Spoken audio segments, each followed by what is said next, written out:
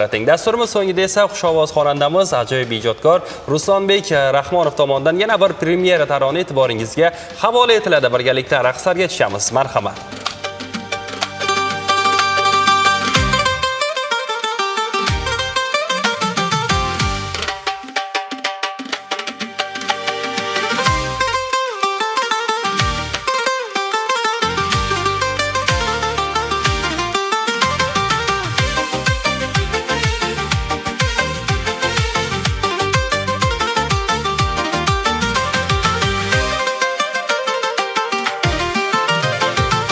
Benim incik yarım, gelidar incik yarım, leblerini alıp kaçar öte kızın incik yarım.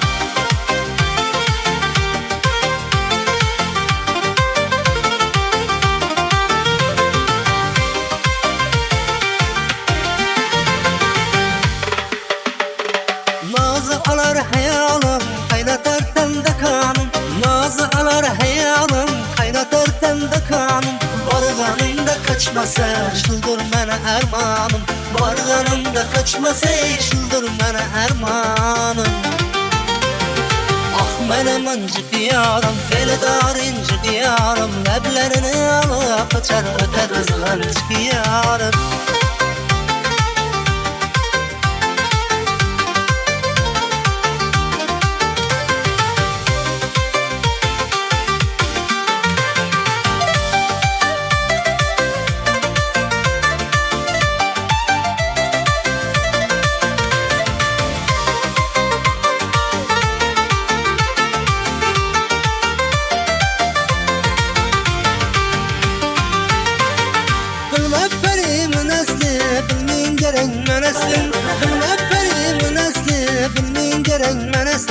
Kaçan karama menden kızganar gülgün veslin. Ah benim incik yarım, felidar incik yarım, leblerini alıp kaçar öte kızın incik yarım.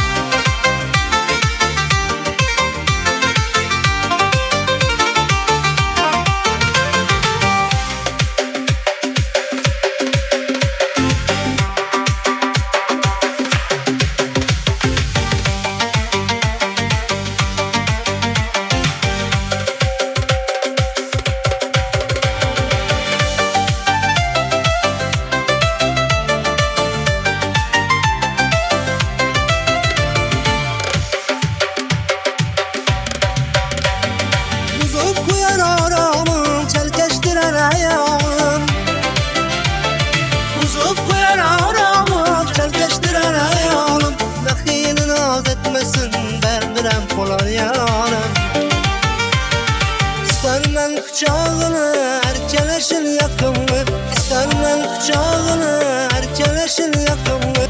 Usul etip naz etip alıp koyar aklını. Ah benim incik yarım, felidar incik yarım, leblerini alıp kaçar öte kızın incik yarım. Ah benim incik yarım, felidar incik yarım, leblerini alıp kaçar öte kızın incik yarım. Alıp kaçar leblerini öte kızın incik yarım. Hayırlı kul